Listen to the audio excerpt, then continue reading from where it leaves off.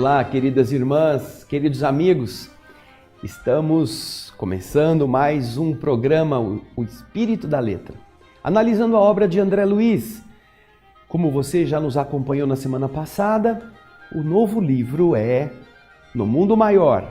Isso, vimos a introdução. Hoje começaremos o primeiro capítulo desta obra maravilhosa. Eu espero que você possa já estar com o livro em mãos, com um papel, uma caneta, um lápis. Algumas pessoas podem escrever no próprio livro e guardar ali reflexões para você mesma ou você mesmo, quando pegar novamente esta obra, ter já anotado algumas coisas importantes, ok? Esperamos que através desta aproximação com estas novas lições, você esteja já preparado para, depois da introdução de Emmanuel, entender quais são os objetivos deste livro. Este que o primeiro capítulo vai nos falar sobre dois planos, não é? Entre dois planos. É o título do capítulo número 1. Então agora você pega o texto e nós vamos começar a meditar a respeito dele, lendo e tentando retirar da letra o espírito, ok? Vamos ao texto então. Capítulo 1, Entre dois planos. Brilhava, esplendia o luar, revestindo os ângulos da paisagem de intensa luz. Nuvens maravilhosas a oeste, espraiadas no horizonte, semelhavam-se a castelos de espuma láctea, espumas leitosas, perdidos no imenso azul. Confinando com a amplidão, o quadro terrestre contrastava com o doce encantamento do alto, deixando avistar e entrever a vasta planície, enfeitada, recoberta de arvoredo, em pesado verde escuro. Ao sul, caprichosos cirros, que são aquelas nuvens bem fininhas, deitavam-se do céu sobre a terra, como se fossem adornos, enfeites de uma gaze, aquele tecido esvoaçante fininho também, que flutuava. Evoquei, nesse momento, me lembrei da juventude da humanidade encarnada, perguntando a mim mesmo se aquelas bandas alvas, aqueles lados clarinhos do firmamento, não seriam faixas celestiais a protegerem o repouso do educandário terrestre, dessa escola onde todos estávamos. A solidão imponente da lua cheia, o plenilúnio é a lua cheia, plenilúnio, lua plena, lua cheia, infundia-me quase terror pela melancolia da sua majestosa e indescritível beleza. A lua cheia, aquela lua imensa, não é? Você fica meio que intimidado, diz André Luiz. Você fica meio assim, assustado de tão bela que ela é, você fica pasmo. Isso faz você se lembrar de coisas superiores, não é? E é o que ele vai dizer agora. A ideia de Deus me envolvia o pensamento, arrancando-me notas de respeito e gratidão que eu, entretanto, não chegava a proferir, a emitir. Nesta casa da noite, rendia culto de amor ao Eterno, que lhe havia criado os fundamentos sublimes de silêncio e de paz, em alívio, em refrigério das almas encarnadas na crosta da terra. Esse luminoso disco solar, ele emitia e irradiava desse modo maravilhosas sugestões. Diante dos seus reflexos, a evolução terrena se havia iniciado e numerosas civilizações haviam modificado o curso das experiências humanas. A Lua tinha sido testemunha disso tudo, não é? Aquela mesma lâmpada suspensa clareara o caminho dos seres primitivos, conduzira os passos dos conquistadores, havia guiado, norteado a jornada dos santos. Como testemunha imperturbável, impassível, a lua observara a fundação de cidades suntuosas, acompanhando-lhes a prosperidade e a decadência. Contemplara as incessantes renovações da geografia política do mundo, as mudanças de nações, de limites, de fronteiras, umas conquistando outras, depois sendo libertadas. A lua havia brilhado sobre a testa coroada de príncipes e sobre o cajado de misérrimos pastores. Presenciava todos os dias, a longos milênios, o nascimento e a morte de milhões de seres. Sua sagrada, augusta serenidade refletia a paz divina. Aqui embaixo, dos desencarnados e encarnados, possuidores de relativa inteligência, podíamos proceder a experimentos, reparar estradas, construir ou contrair compromissos ou edificar virtudes, entre a esperança e a inquietação, aprendendo e recapitulando sempre. Mas a lua, solitária e alvinitente, brilhante, nos trazia a ideia da tranquilidade inexpugnável, aquela tranquilidade invencível da lei divina. A região do encontro está próxima, falou alguém para André Luiz. Quem seria? A palavra do assistente Caldeiraro interrompeu minha meditação. O aviso me fazia sentir o trabalho e a responsabilidade. Lembrava, sobretudo, que não me encontrava sozinho. Não viajávamos ambos sem objetivo. Tínhamos alguma coisa para fazer os dois. Em breves minutos, dividiríamos os trabalhos com o instrutor Eusébio, abnegado defensor, abnegado paladino do amor cristão, em serviço de auxílio a companheiros necessitados. Eusébio dedicara-se há muito tempo ao ministério de socorro espiritual com vastíssimos créditos em nosso plano. Havia renunciado a posições de elevação, realce, destaque e adiara sublimes realizações, dedicando-se inteiramente aos famintos de luz. Ele administrava, ele superintendia prestigiosa organização da assistência em zona intermediária, atendendo a estudantes relativamente espiritualizados, mas ainda presos, submetidos ao círculo carnal, e a discípulos recém-libertados do campo físico. A enorme instituição a que ele se dedicava, ou a que ele dedicava essa direção brilhante, ela regurgitava, ela transbordava, saía gente por todos os buracos, de tanta gente que ia lá. Que eram quem? Almas situadas entre as esferas inferiores e as superiores. Gente com imensidão de problemas e de perguntas de toda a espécie, que requeriam de Eusébio paciência e sabedoria. Entretanto, o incansável ou indefesso missionário, apesar do constante acúmulo de serviços complexos, encontrava tempo para toda semana descer a crosta planetária, satisfazendo interesses imediatos de aprendizes que se candidatavam ao discipulado, sem recursos, eles, aprendizes, de se elevarem para vir ao encontro do seu verbo iluminado na sede superior da instituição. Veja só que interessante. André Luiz começa fazendo uma reflexão sobre a natureza. Ele está vendo o ambiente, ele está vendo a natureza da Terra, a Lua. Só que ele está vendo com os olhos do Espírito, não é? A Lua, o céu, as nuvens, aquela força magnética tão bonita que surgia e fazia pensar, havia sido testemunha de toda a evolução da humanidade. Não só agora, quando as obras de André Luiz estavam chegando, 1947, lembra-se da introdução?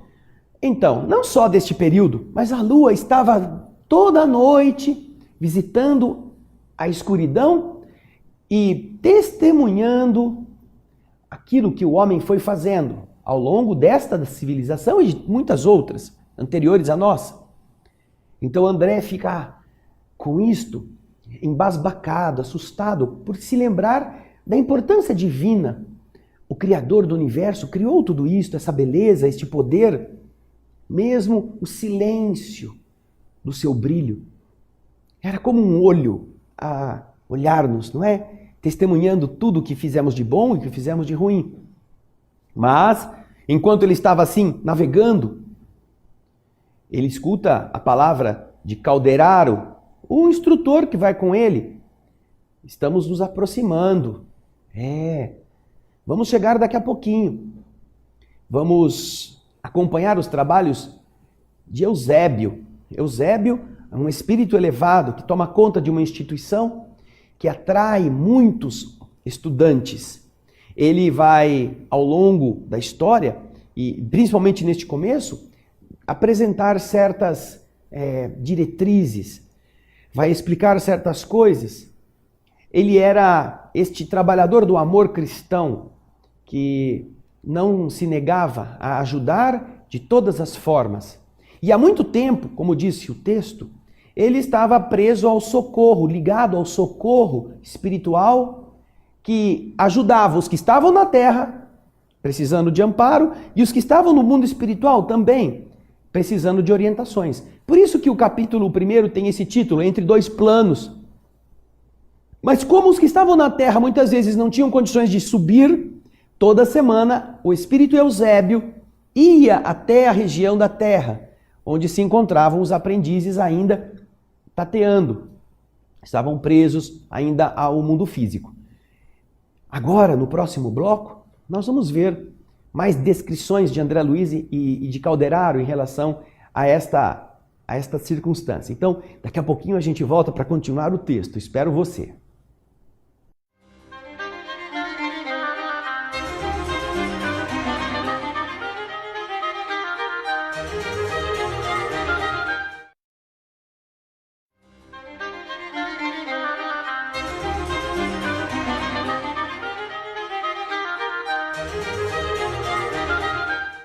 Estamos de volta com o segundo bloco do nosso No Mundo Maior, capítulo 1. Você acompanhe conosco agora, porque André Luiz está primeiro fazendo uma reflexão poética a respeito da importância da Lua naquela região em que ele estava se deslocando até encontrar com um trabalhador muito elevado chamado Eusébio. Calderaro, que era o seu instrutor, vai com ele e eles então agora vão chegar ao local e André Luiz vai continuar a explicar quem que era esse Eusébio, porque era uma personagem até agora não conhecida nas obras anteriores, ok? Vamos então acompanhar a leitura da sequência do capítulo 1, Entre Dois Planos. Vamos lá?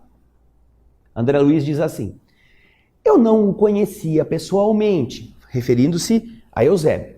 Calderaro, porém, recebia-lhe a orientação de conformidade com o quadro hierárquico, e a ele se referia com o entusiasmo do subordinado que se liga ao chefe, guardando o amor acima da obediência. Vocês veem que coisa linda? Vem aqui para mim um pouquinho a imagem. Veja só. Volta a imagem para mim aqui. Isso. Você vê que coisa maravilhosa, né? Nós vimos na introdução o Espírito Emmanuel falando sobre subordinação, hierarquia, obediência, não é? E aqui nós estamos vendo Calderaro, que é um instrutor de André Luiz, recebendo instruções de Eusébio e referindo-se ao seu superior com admiração, colocando o amor acima da obediência. Como é difícil a gente na Terra, encarnados mesquinhos como nós somos, termos uma relação assim com as pessoas com quem nós convivemos. Já notaram isto? Pense bem. Quando você se referiu a alguma pessoa de quem você é subordinada com respeito e com gratidão. Nós temos visto muitas pessoas passando pela experiência de desfazerem-se daqueles que comeram em suas mãos, que foram amparados pela sua bondade, só para não se sentirem devedores. O ser humano ainda tem muita dificuldade de ver isso, e qualquer pessoa que saiba mais, que tenha mais elevação espiritual, muitas vezes é vista como adversário, como alguém que você tem que passar a perna, como uma pessoa que está cheia de defeitos, não é? A gente procura ver as coisas ruins das pessoas virtuosas, porque isso dói dentro de nós. Nós temos dificuldade de trabalhar com pessoas que são mais competentes do que nós, porque nós temos, o ser humano, nesse estágio evolutivo primitivo, temos inveja. E ao invés de admirarmos, ao invés de pedirmos ajuda para sermos iguais ou melhores, nós preferimos fugir, caluniar ou nos tornarmos assim ingratos, mas não dependermos. Veja só que expressão bonita que nós vemos no texto. André Luiz está explicando que Calderaro tinha um respeito por Eusébio, mas não era aquele do subordinado que tem medo do chefe. Era de alguém que admira a sua virtude. Continuando, ele diz assim: o assistente, por sua vez, prestava serviço ativo na própria crosta da terra, o assistente Calderaro, a atender de modo direto aos irmãos encarnados.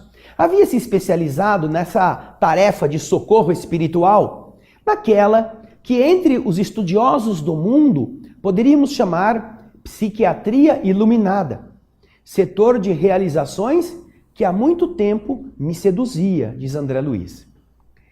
Uma vez que eu dispunha de uma semana sem obrigações definidas, dentre os encargos que me diziam respeito, eu solicitei a entrada na turma de adestramento, da qual Calderaro se fizera destacado orientador, tendo-me ele aceito com gentileza que lhe caracterizava essa postura de legítimo missionário do bem e propondo-se conduzir-me com carinho para o conhecimento que eu queria. Encontrava-se em oportunidade favorável aos meus propósitos de aprender, pois a equipe de preparação que receberia dele ensinamentos excursionava, viajava em outra região, trabalhando em atividades edificantes. Uma vez que estava acontecendo isso, ele, Calderaro, poderia me dispensar toda a atenção, me auxiliando o meu desejo de entendimento a respeito da psiquiatria, da mente humana. Os casos que estavam atribuídos a Calderaro, que lhes eram próprios, disse-me ele solícito, não apresentavam uma continuidade substancial. Desdobravam-se, constituíam obra de improviso, obedeciam ao inesperado das ordens de serviço ou das situações. Em outros campos de ação, em outras atividades, diz Calderaro, era indispensável que houvesse um roteiro, um plano, previstas as condições e as circunstâncias. No quadro em que ele estava trabalhando, nas suas responsabilidades, porém, aquelas que ele tinha que cuidar, este quadro, as normas eram diferentes. O que era importante era acompanhar os problemas, como imprevistas manifestações da própria vida. Em virtude de tais flutuações, incertezas, ele, Calderaro, não traçava a rigor programas quanto a particularidades. Executava os deveres que lhe competiam, onde, como e quando determinassem os desígnios superiores. O objetivo, o escopo fundamental da tarefa, limitava-se, circunscrevia-se ao socorro imediato aos infelizes, evitando-se, quanto possível, a loucura, o suicídio e os extremos desastres morais. Vejam só, hein? Eles não saíam do plano espiritual para ir já atender a A, B, C ou D, mas eles estavam naquelas condições de espíritos trabalhadores, atentos aonde surgisse o problema, para evitar a loucura, o suicídio e os desastres atrozes, moralmente falando. Para isto, o missionário atuante era compelido a conhecer profundamente o jogo das forças psíquicas, com purificado, com aprofundado devotamento ao bem do próximo. Neste particular, Calderaro não deixava perceber qualquer dúvida.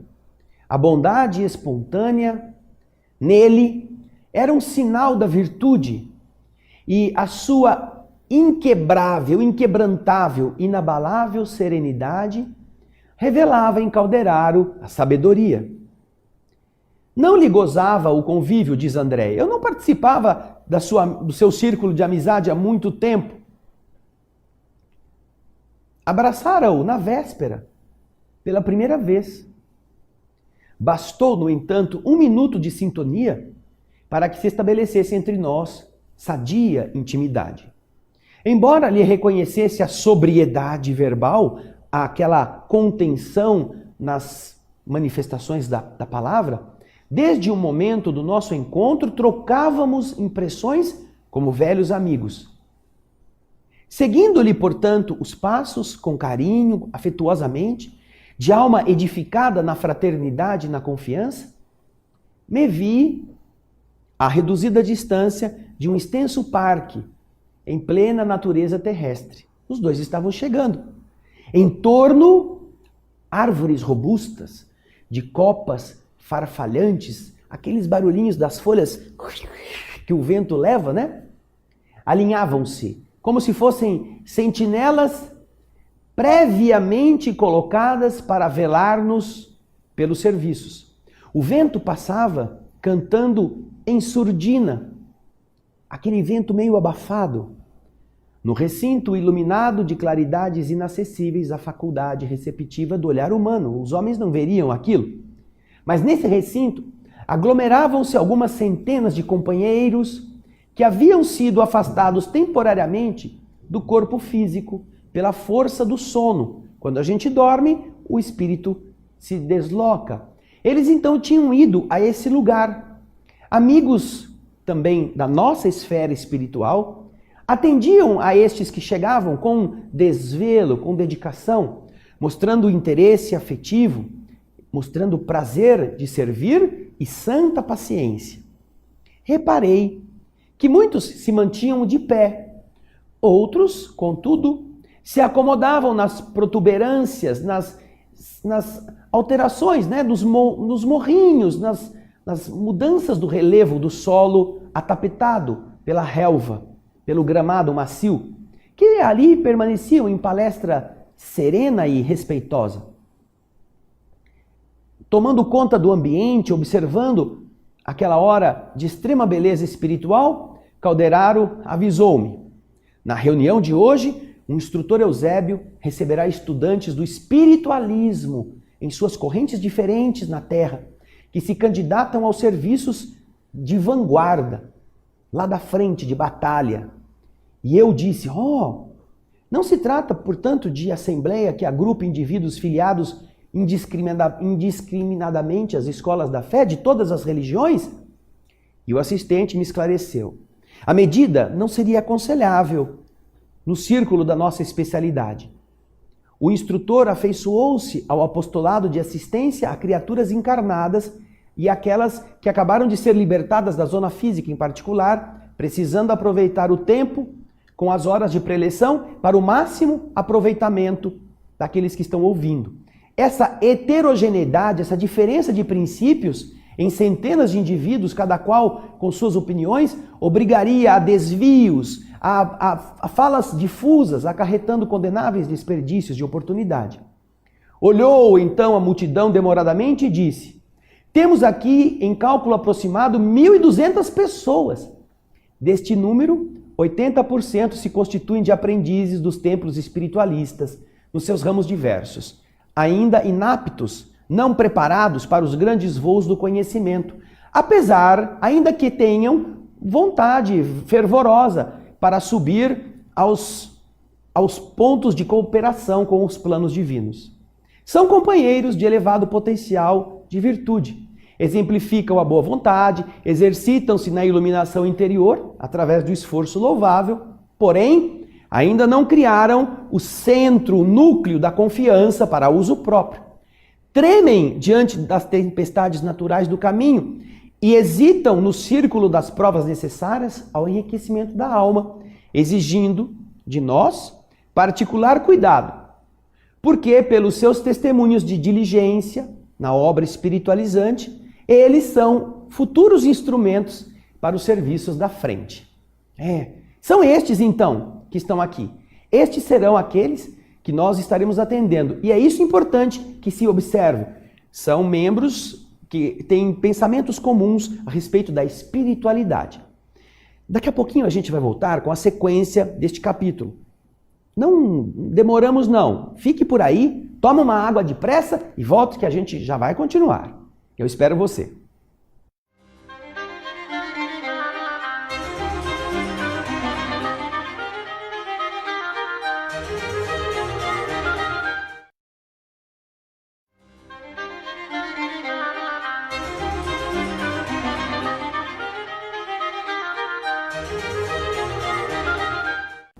Eu não disse que era rápido? Aí, já estamos de volta.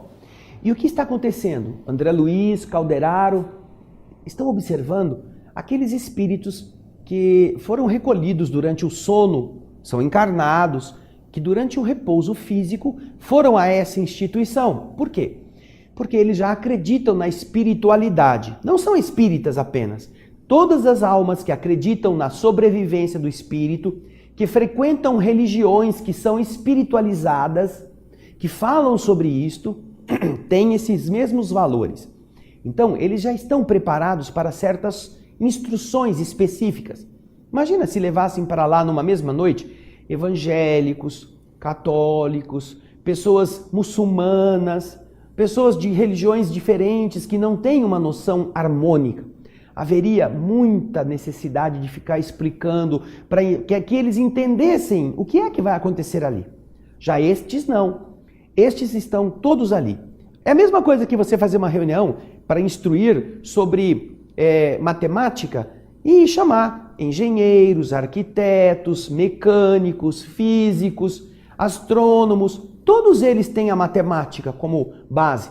Agora, já pensou você chamar uma cozinheira, um motorista, um ajudante de jardinagem? Como é que você vai falar de matemática para aqueles que não têm hábitos mentais matemáticos? Por isso é que estão explicando para André Luiz, Calderaro está fazendo ver, que é necessário haver essa harmonia. Só que, o que acontece? Esses companheiros, eles ainda lá não são aqueles fortes, não estão preparados plenamente. Eles têm certos temores. Então você vai ver aí o texto que nós já lemos no finalzinho do bloco anterior, com a explicação que Calderaro está dando para André Luiz, que nós vamos retomar aqui. Veja só o slide que você vai ver na tela, nós estaremos pegando o texto dessa parte. Diz assim Calderaro: são companheiros de elevado potencial de virtude, estes que estão aqui. Exemplificam a boa vontade, exercitam-se na iluminação interior através de esforço louvável. Contudo, ainda não criaram o núcleo, o cerne da confiança para uso deles mesmos.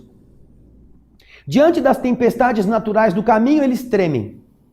E eles titubeiam, eles hesitam neste círculo das provas necessárias para o enriquecimento de suas almas, exigindo de nós particular cuidado, pois eles, pelos seus testemunhos de cuidado e diligência na obra espiritualizante, como eles são firmes, eles são os futuros instrumentos para os serviços da frente, da linha de frente.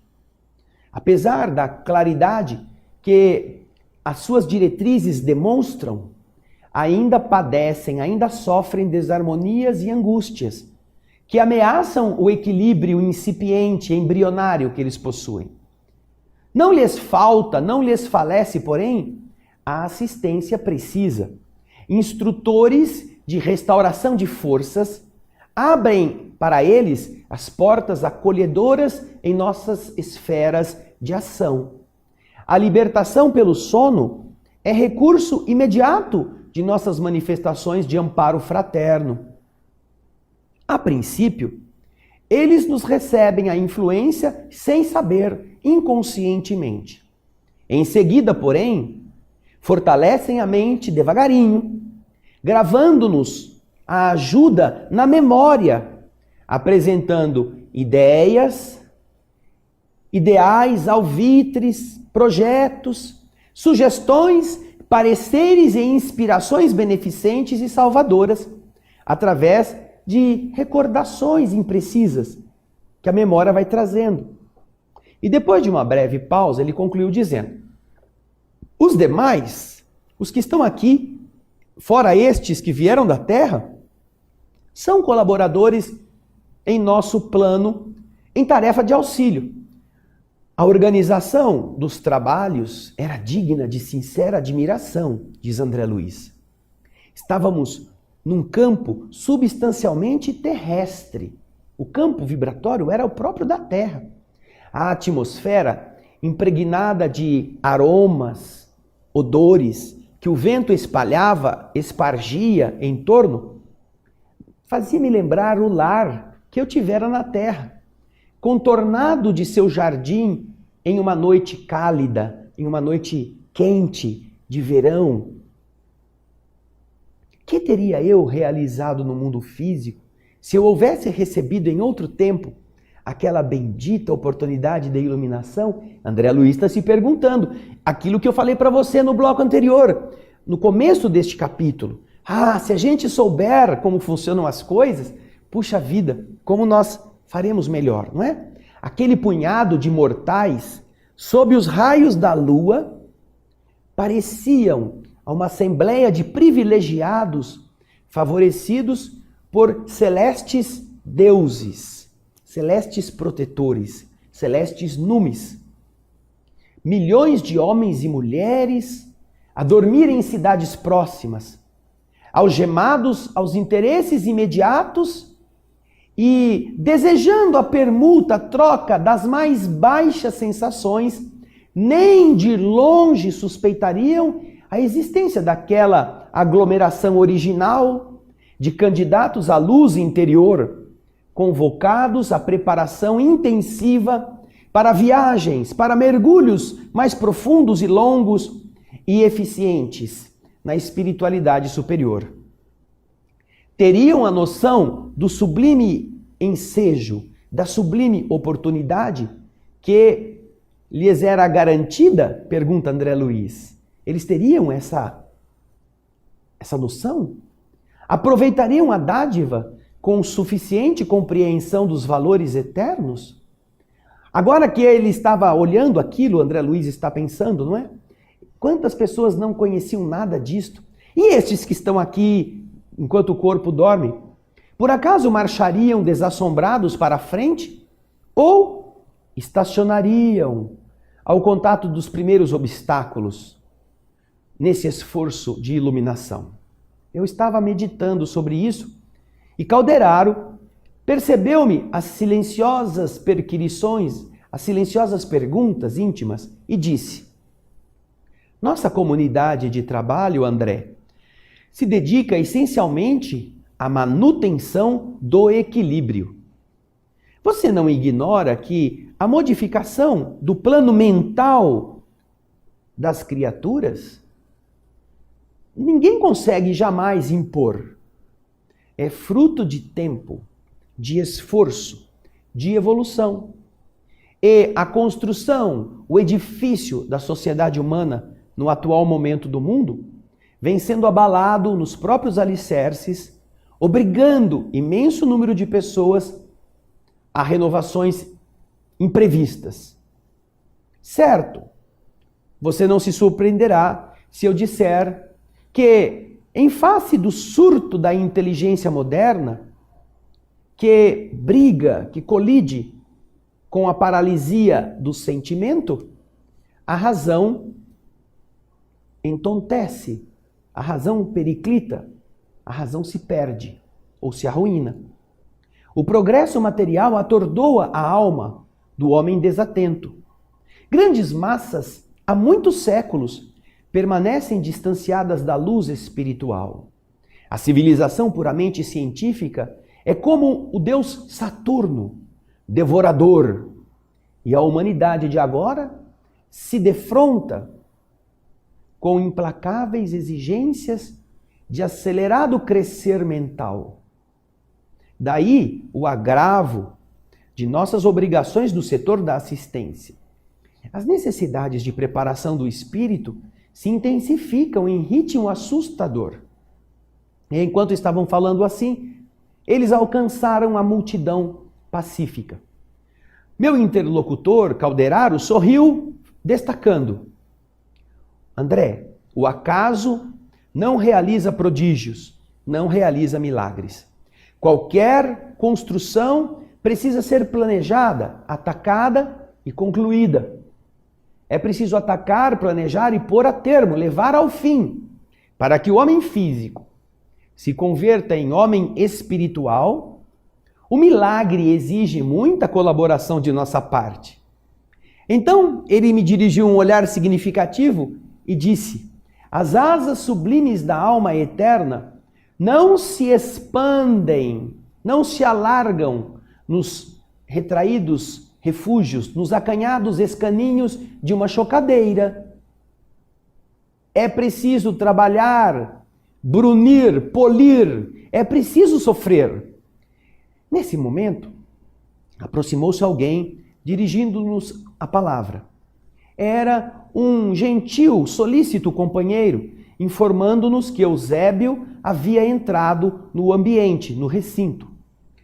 Efetivamente, em uma saliência próxima, comparecia o missionário, rodeado por 6 assessores, todos eles envoltos em uma auréola de intensa luz. O abnegado orientador não exibia os traços de uma velhice venerável, não. Porque às vezes as pessoas pensam, é um velhinho já, muito maduro. Nós costumamos imaginar os apóstolos das revelações divinas desse jeito, não é?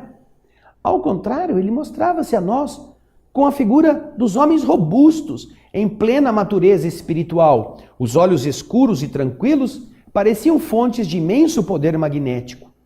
Olhava-nos sorridente, como um simples colega. A presença dele impusera, porém, respeitoso silêncio. Cessaram todas as conversações que aqui e ali se entretinham. E ante os fios de luz que os trabalhadores de nosso plano punham em redor, isolando-nos de qualquer assédio eventual de forças inferiores, apenas o vento calmo se erguia, com a sua voz sussurrando algo de belo e misterioso, a folhagem. Sentamo-nos todos à escuta, enquanto o instrutor se mantinha de pé. Observando-o quase frente a frente, eu podia agora apreciar-lhe a figura majestosa, respirando segurança e beleza. Do rosto imperturbável, a bondade, a compreensão, a tolerância e a doçura irradiavam simpatia inexcedível. A túnica ampla de tom verde claro emitia esmeraldinas cintilações. Aquela vigorosa personalidade infundia veneração e carinho, confiança e paz. Consolidada então o silêncio, a quietude do ambiente, ele elevou a mão direita para o alto e orou com a inflexão comovedora a prece que vocês poderão ler neste final do nosso terceiro bloco, para que no quarto bloco nós possamos terminar o capítulo 1. Então, vejam só, ele está agora com o Eusébio tomando conta, com essa postura, com essa presença magnética, pedindo a bênção de Deus para o trabalho que vão realizar no ensinamento e no estudo das lições do pensamento, da mente, do equilíbrio, da postura mental vigorosa. Ok? Daqui a pouquinho nós voltaremos nesse seguir para o final do 1º capítulo, Entre Dois Planos, do livro No Mundo Maior. Eu aguardo você.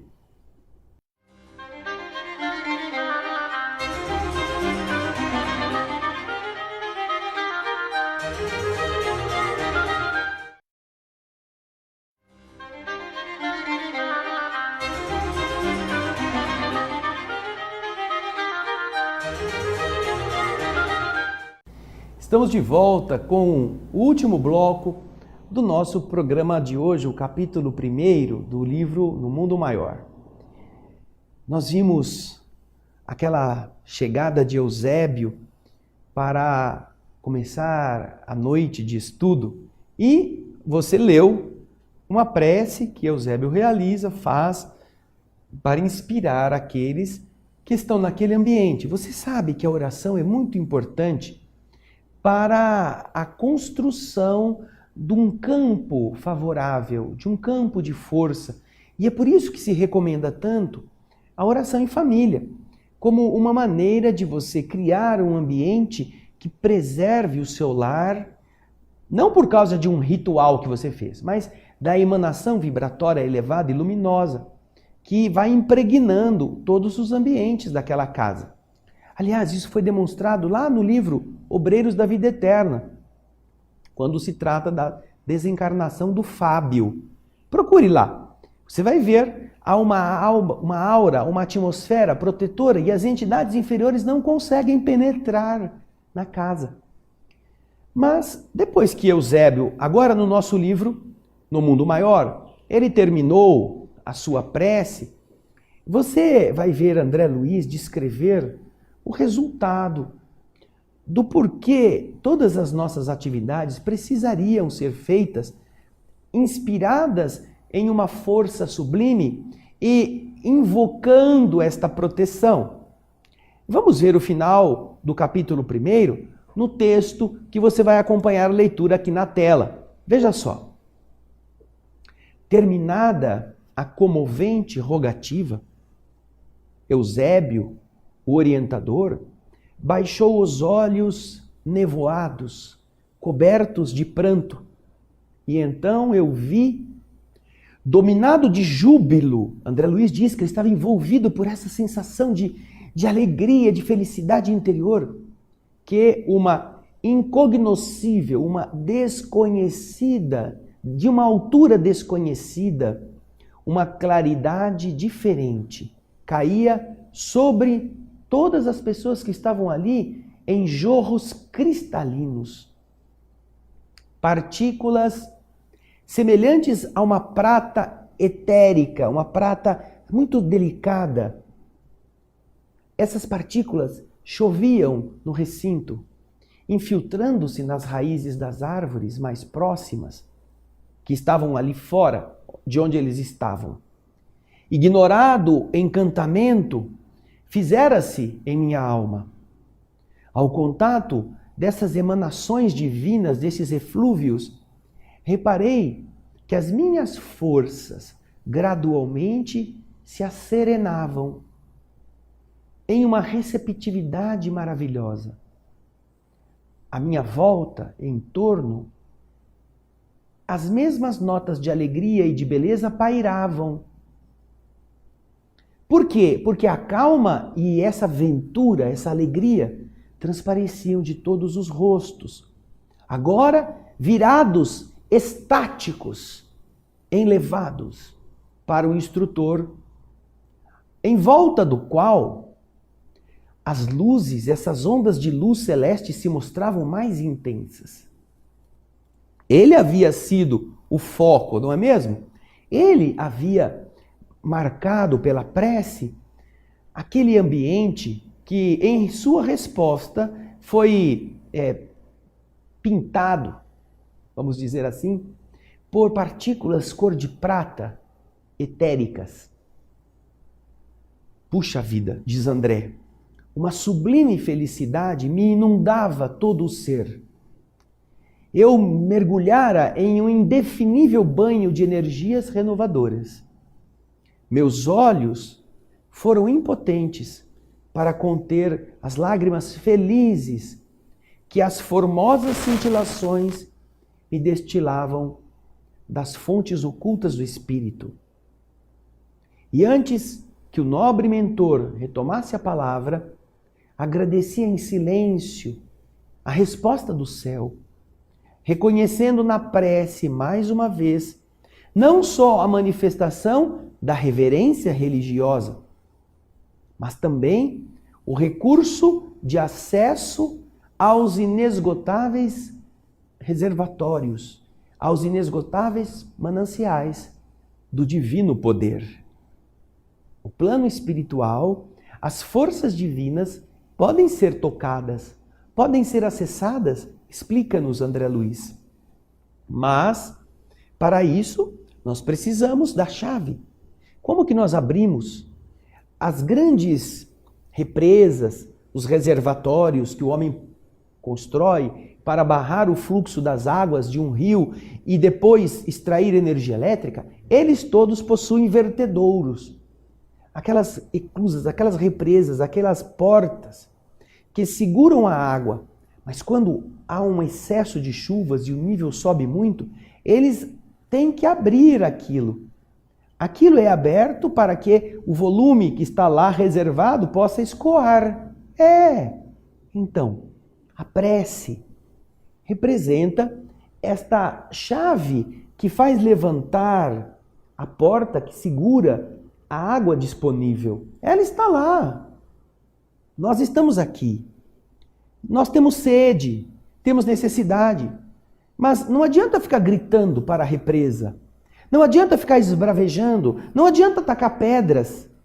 Não adianta fazer pichações. Vocês são egoístas, vocês não prestam, vocês não querem nos ajudar. Não, é preciso ter a forma adequada para que, concedendo-nos aquilo que nós estamos buscando pela maneira certa, o reservatório nos ofereça aquilo que está lá. André Luiz nos explica que a prece, como ele comprovou mais uma vez, é esta chave de acesso a esse poder divino que está disponível. E todas as vezes que você a faz, não precisa ser como Eusébio.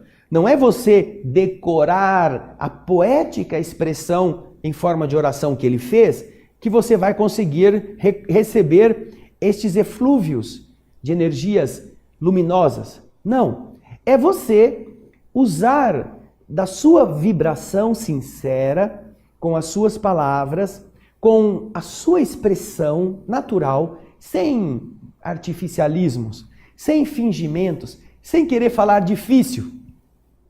E então, com a sinceridade no coração, usar essa chave. E aí você vai perceber que a resposta do alto, mesmo aonde você mora, no lugar onde você almoça, no ambiente do trabalho ou mesmo na câmara íntima onde você vai dormir, na sua família, em tudo, você estará envolvido por esta proteção vibratória. Não é favoritismo. Não, a água está lá para todo mundo. O reservatório está segurando todo o líquido que qualquer pessoa pode acessar. Agora, aqueles que conseguem são os que abrem a porta certa, usando a ferramenta adequada. Estas são lições importantíssimas para que você entenda, não é a religião que faz isso. Não.